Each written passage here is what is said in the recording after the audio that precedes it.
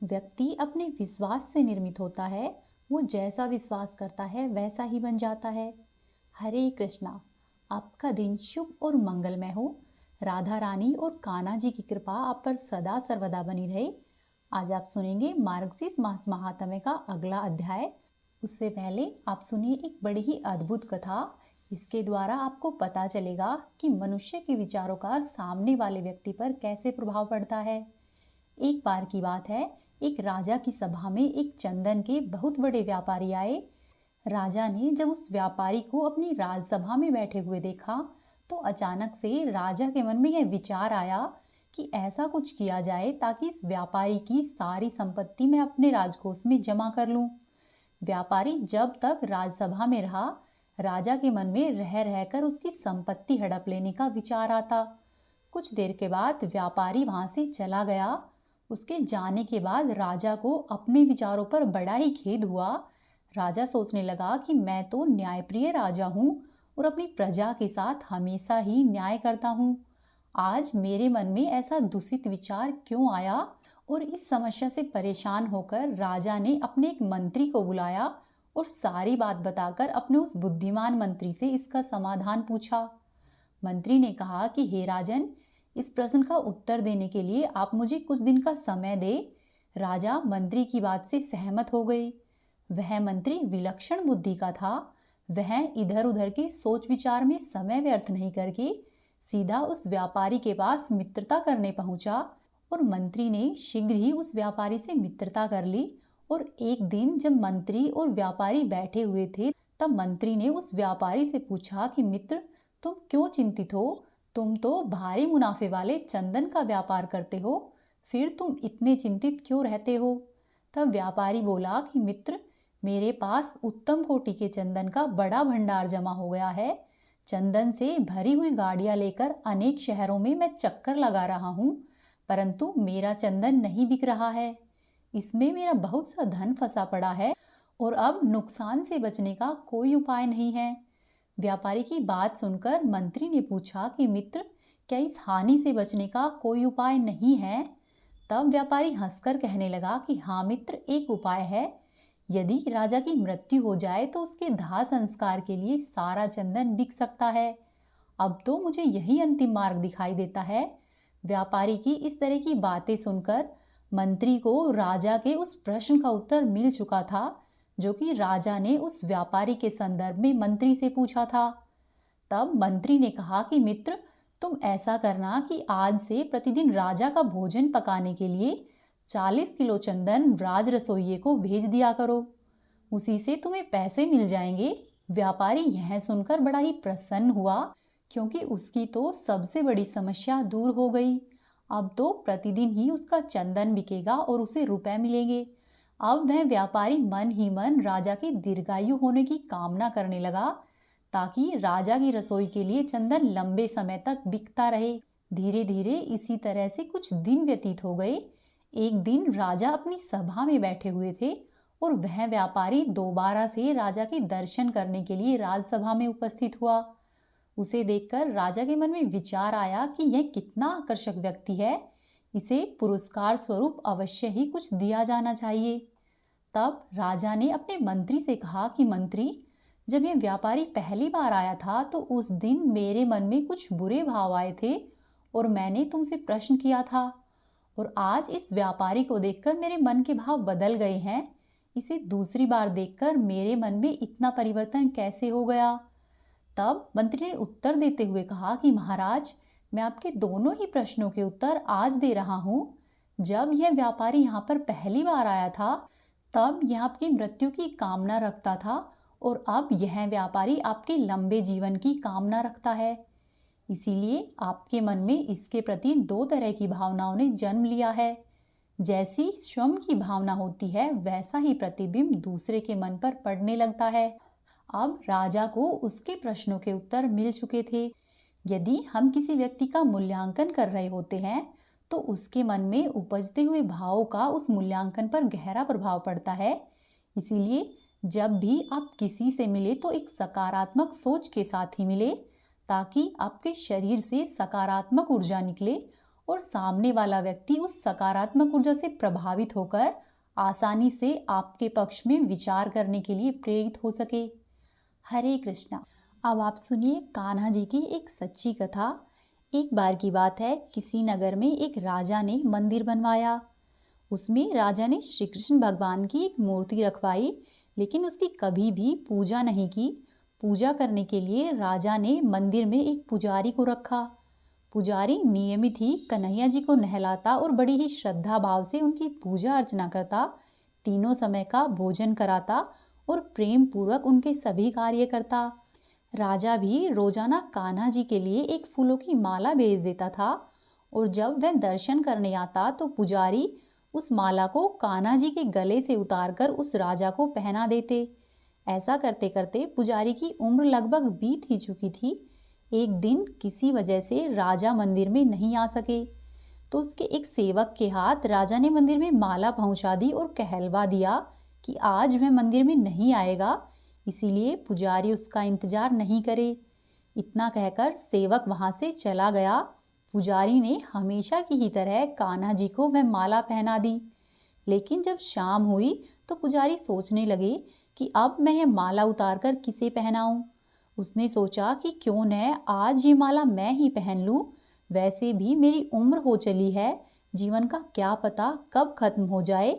इतना सोचकर पुजारी ने वह माला उतारकर अपने गले में डाल ली, और इतनी ही देर में सेवक आ गया और उसने बताया कि राजा की सवारी मंदिर में पहुंचने वाली है। यह सुनकर पुजारी तो डर गया। उसने सोचा कि अगर राजा ने मुझे ये माला पहने हुए देख लिया तो वह तो मुझे मरवा ही डालेगा। आनन फानन में पुजारी ने माला उतारी और वापस से कन्हैया जी को पहना दी। जैसे ही राजा अंदर आया तो हमेशा की तरह पुजारी ने वह माला कान्हा जी के गले से उतारी और राजा को पहना दी। उस माला पर एक सफेद बाल लगा हुआ था। राजा यह देखकर समझ गया कि पुजारी ने स्वयं यह माला पहनी थी। बस फिर क्या था, राजा क्रोधित हो उठा और उसने गुस्से में पुजारी से पूछा कि माला पर यह सफेद बाल कहाँ से आया। तब राजा की बात सुनकर पुजारी डर गया और बोल पड़ा कि राजा जी, ये तो कन्हैया जी का बाल है। अब तो राजा और भी क्रोधित हो गए, क्योंकि कान्हा तो भगवान है और उनके बाल सफेद कैसे हो सकते हैं। इसीलिए राजा ने फरमान सुना डाला कि कल श्रृंगार के समय मैं खुद आऊंगा और देखूंगा कि सच में कान्हा जी का बाल सफेद है या फिर तुम झूठ बोल रहे हो। उन्होंने कहा कि यदि तुम झूठ बोल रहे हो तो मैं कल खुद तुम्हें फांसी दूंगा। ऐसा कहकर राजा तो वहां से चला गया, और राजा का यह फरमान सुनकर पुजारी का रो रो कर बुरा हाल हो गया। उसने सोचा कि अब मैं क्या करूं और कहां पर जाऊं, अब तो मेरा मरना तय है। तब वह रोते रोते भगवान की शरण में पहुंचा और उसने कहा कि हे केशव, मुझसे झूठ बोलने का अपराध तो हुआ है, लेकिन हो सके तो मुझे क्षमा कर दो और राजा से मेरी रक्षा करो। पुजारी ने कहा कि हे माधव, आपकी सेवा करते करते मैं वृद्ध हो चुका हूँ, अब आप मुझे माफ कर दीजिए, दोबारा से मैं ऐसी गलती नहीं करूँगा। ऐसा कहते कहते पुजारी की न जाने कब आंख लग गई, और जब उसकी आंख खुली तब तक सुबह हो चुकी थी।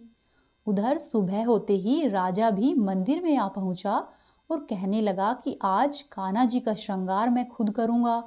ऐसा कहकर जैसे ही राजा ने कान्हा जी का मुकुट उतारा तो देखा कि श्री कृष्ण के तो सारे ही बाल सफेद है। लेकिन राजा को फिर भी यकीन नहीं हुआ। उसे लगा कि फांसी के डर से पुजारी ने ही बालों को रंग दिया होगा। तब राजा ने सोचा कि क्यों न मैं बाल तोड़ कर देखता हूँ, असली है या फिर नकली। इसके बाद राजा ने कान्हा जी का एक बाल तोड़ लिया, लेकिन जैसे ही बाल टूटा कन्हैया जी के सिर से खून की धारा बहने लगी। यह देखकर राजा बड़ा आश्चर्यचकित हुआ और भगवान के चरणों में गिर पड़ा और उनसे माफी मांगने लगा। तभी श्री कृष्ण भगवान की मूर्ति से आवाज आई कि हे राजन, तुमने मुझे केवल मूर्ति मात्र ही समझा, इसीलिए आज से मैं तुम्हारे लिए केवल मूर्ति मात्र ही रहूंगा। लेकिन इस पुजारी ने सच्चे मन से और पूरी श्रद्धा से मेरी भक्ति की है, इसीलिए इसकी अनन्य भक्ति को देखकर मुझे अपने बाल सफेद करने पड़े। हे राजन, मैं तो प्रेम का भूखा हूँ, मुझे जहाँ भी प्रेम मिलेगा मैं तो वहीं पर रहूंगा। कन्हैया जी ने कहा कि हे राजन, भक्ति में मनुष्य को कभी भी संदेह नहीं होना चाहिए। सच्चे भक्त की लाज तो मैं अपने प्राण देकर भी नहीं जाने देता।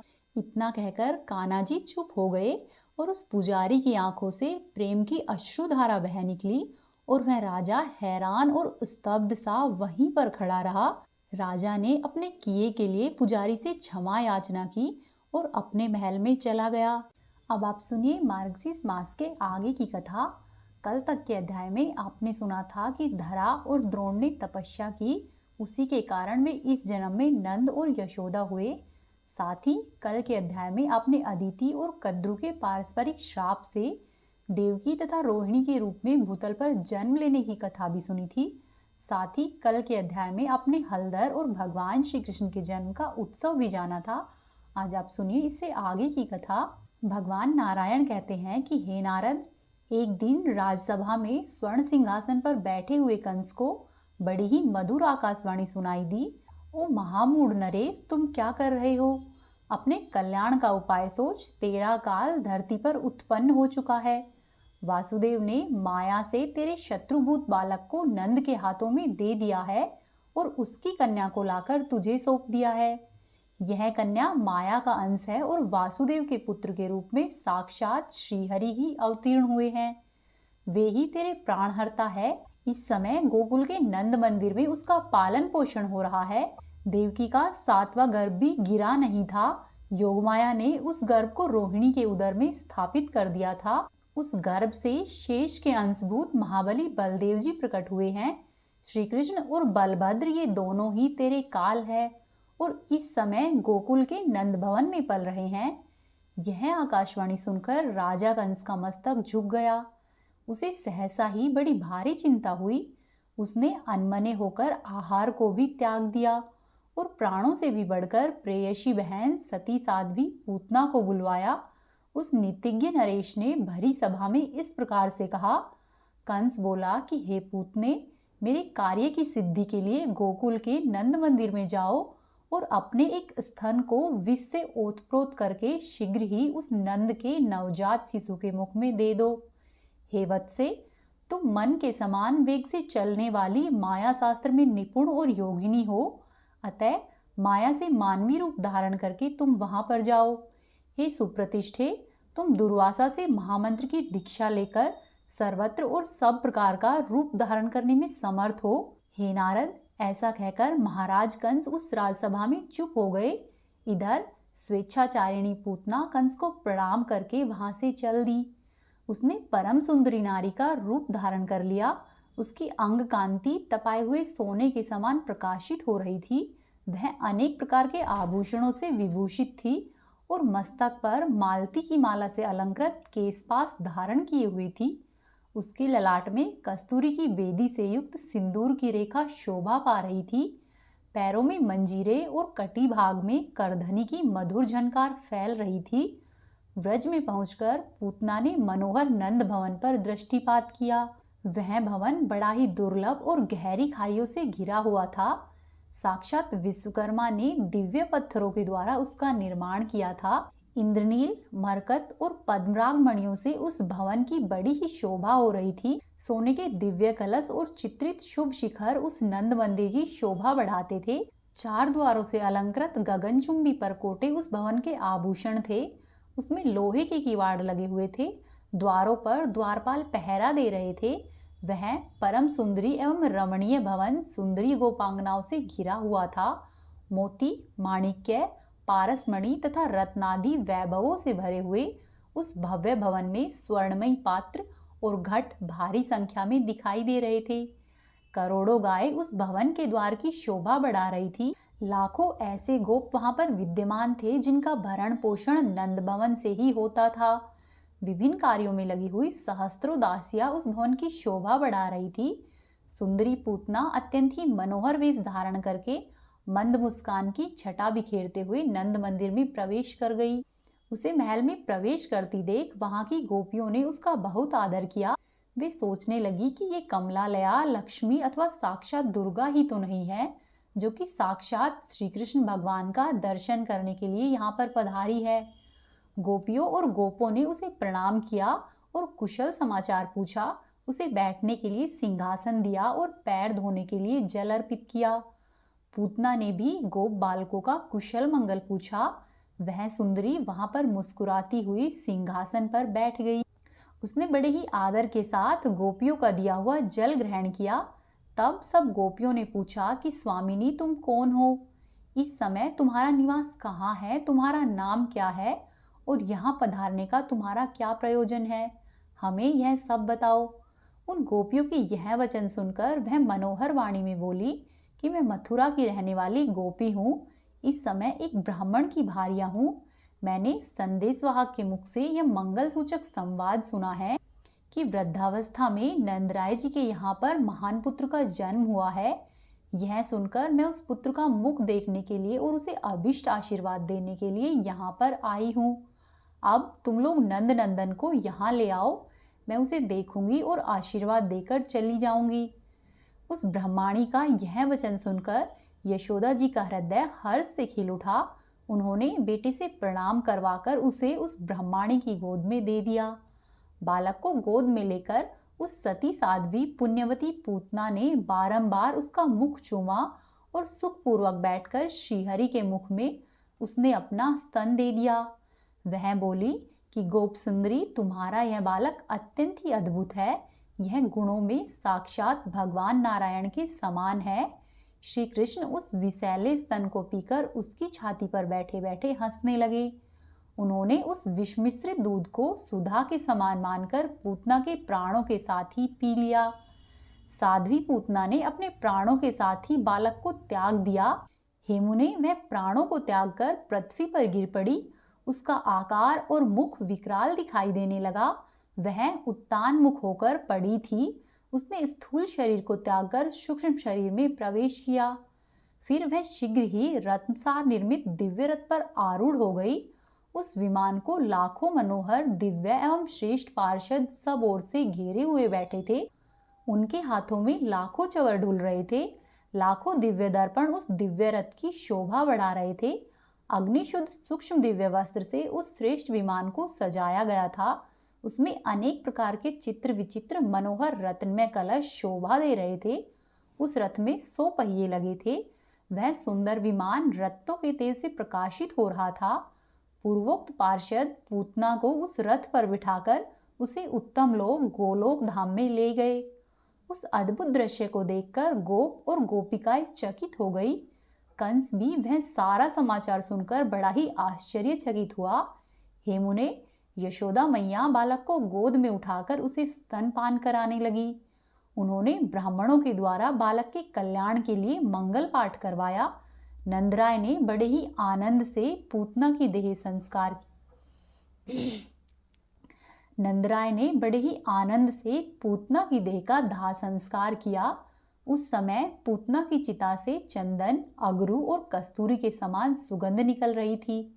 तब नारद जी ने पूछा कि हे भगवान, राक्षसी पूतना के रूप में वह कौन ऐसी पुण्यवती सती थी जिसने श्रीहरि को अपना स्तनपान कराया? किस पुण्य से भगवान के दर्शन करके वह उनके परम धाम में गई? तब नारायण बोले कि हे देवर्षि, बलि के यज्ञ में भगवान का वामन मनोहर रूप देखकर बलि की कन्या रत्नमाला ने उनके प्रति पुत्र स्नेह प्रकट किया था। उसने मन ही मन यह संकल्प किया कि यदि इस पुत्र के समान मेरे पुत्र होता तो मैं उसके मुख में अपना स्तन देकर उसे वक्ष स्थल पर बिठाती। भगवान से उसका यह मनोरथ छिपा नहीं रहा। उन्होंने इस प्रकार जन्मांतर में उसका स्तनपान किया। भक्तों की इच्छा पूर्ण करने वाले उन कृपा निधान ने पूतना को माता की गति प्रदान की। हेमु ने राक्षसी पूतना ने श्री कृष्ण को विष लिपटा हुआ स्तन देकर उस द्वेष भक्ति के द्वारा भी माता के समान गति प्राप्त कर ली। ऐसे परम दयालु भगवान श्री कृष्ण को छोड़कर मैं और किसका भजन करूं? हे विप्रवर, इस प्रकार मैंने तुमसे श्री कृष्ण के गुणों का वर्णन किया है, जो पद पद पर अत्यंत ही मधुकर है। इसके अतिरिक्त जो भी श्री कृष्ण की मधुर लीलाएं हैं, उनका तुम्हारे सामने मैं वर्णन करता हूँ। फिर भगवान नारायण कहने लगे कि हे नारद, एक दिन गोकुल में सती साध्वी नंदरानी यशोदा बालक को गोद में लिए हुए घर के कामकाज में लगी हुई थी।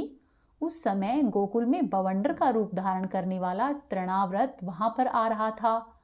मन ही मन उसके आगमन की बात जानकर श्रीहरि ने अपने शरीर का भार बढ़ा लिया।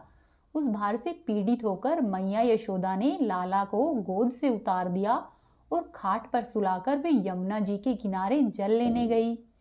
इसी बीच में वह बवंडर रूपधारी असुर वहां पर आ पहुंचा और उस बालक को लेकर घुमाता हुआ 100 योजन ऊपर जा पहुंचा। उसने वृक्षों की डालियां तोड़ दी और इतनी धूल उड़ाई कि गोकुल में अंधेरा छा गया।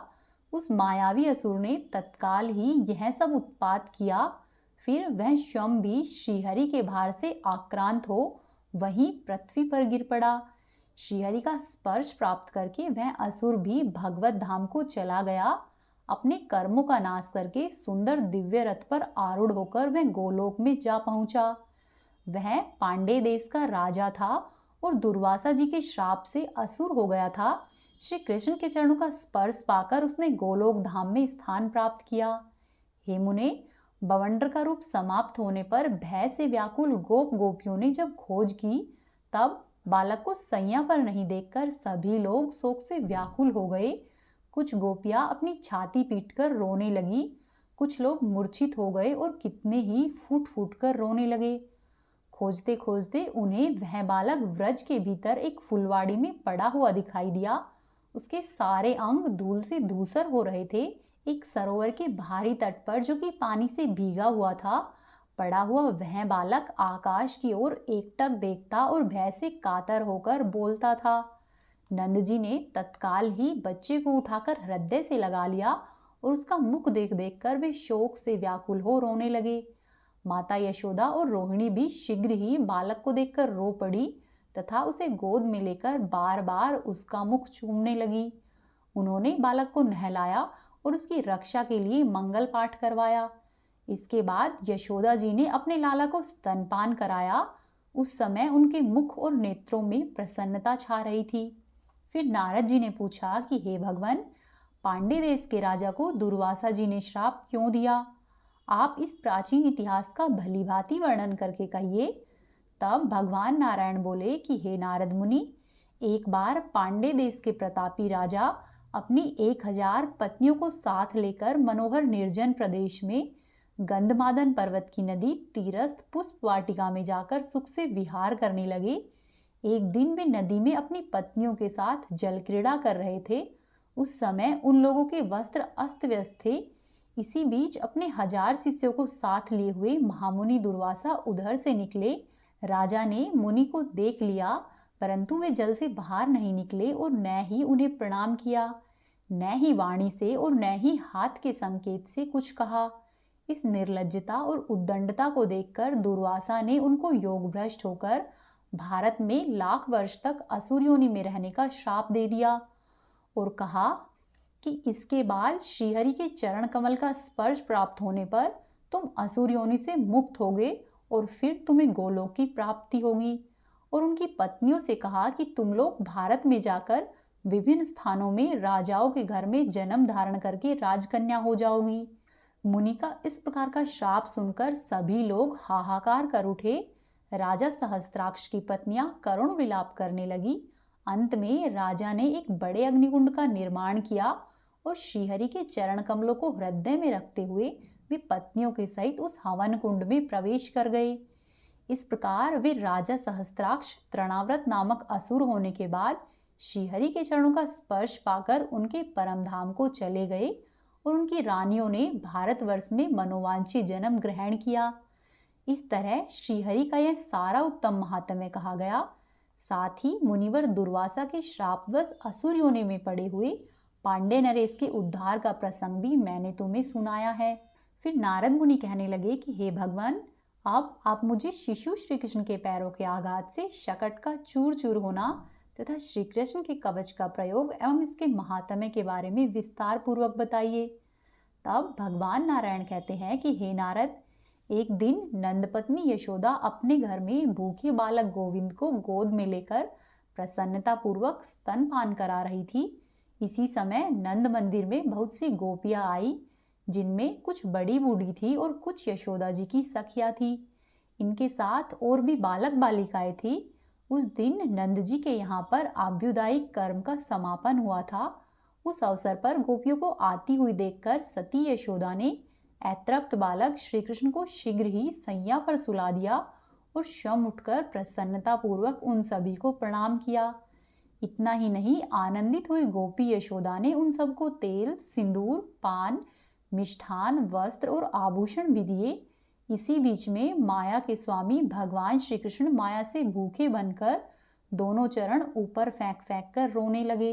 हे मुने, उनके पास ही गोरस के मटकों से भरा हुआ छकड़ा रखा था। श्री कृष्ण का एक पैर उससे जा लगा। विश्वंभर के पैर का आघात लगने से वह छकड़ा चूर चूर हो गया। उस छकड़े के टुकड़े टुकड़े हो गए। उसके टूटे हुए काठ वहीं पर बिखर गए और उस पर लदा हुआ दही, दूध, माखन, घी और मधु धरती पर गिरकर बह चला। यह आश्चर्य देख भय से व्याकुल हुई गोपियां बालक के पास दौड़ी हुई आई। उन्होंने देखा कि छकड़ा टूट चुका है और बालक उस बिखरी हुई लकड़ियों के भीतर दबा हुआ है। टूटे फूटे मटकों का समूह तथा बहुत सा गोरस भी वहां पर दिखाई दिया है। लकड़ियों को दूर फेंककर भय से व्याकुल हुई यशोदा ने बालक को गोद में उठा लिया। योगमाया की कृपा से उसके सारे अंग सुरक्षित थे। वह भूख से व्याकुल हो रहा था। यशोदा जी ने उस बालक को स्तनपान कराया और स्वयं शोक से व्याकुल होकर फूट फूट कर रोती रही। गोपों ने वहां पर खेलते हुए बालकों से पूछा कि यह छकड़ा कैसे टूटा है। इसके टूटने का तो कोई कारण ही नहीं दिखाई देता। सहसा ही यह अद्भुत कांड कैसे हुआ। उनकी बात सुनकर गोप बालक बोले कि सुनो, अवश्य ही श्री कृष्ण के चरणों का धक्का लगने से यह छकड़ा टूटा है। बालकों की यह बात सुनकर गोप और गोपियां हंसने लगी।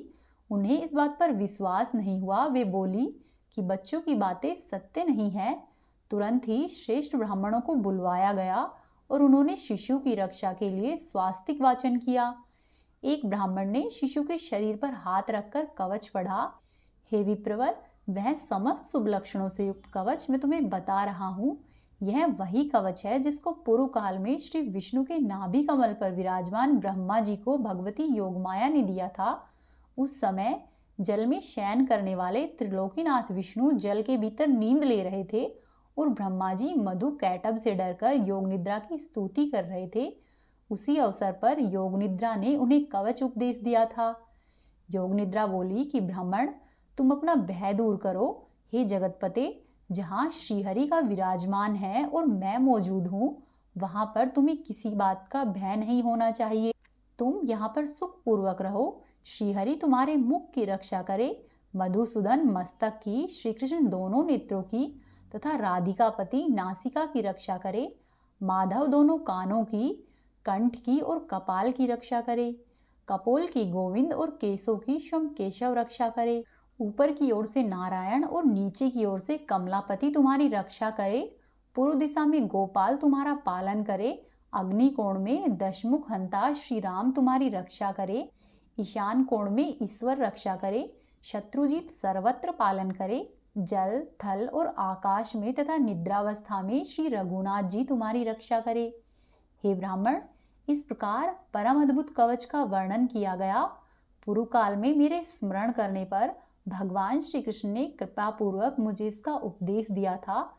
शुंभ के साथ जब निर्लक्ष्य, घोर एवं दारुण संग्राम चल रहा था, उस समय आकाश में खड़े हो मैंने ही इस कवच की प्राप्ति मात्र से तत्काल ही उसे पराजित कर दिया था।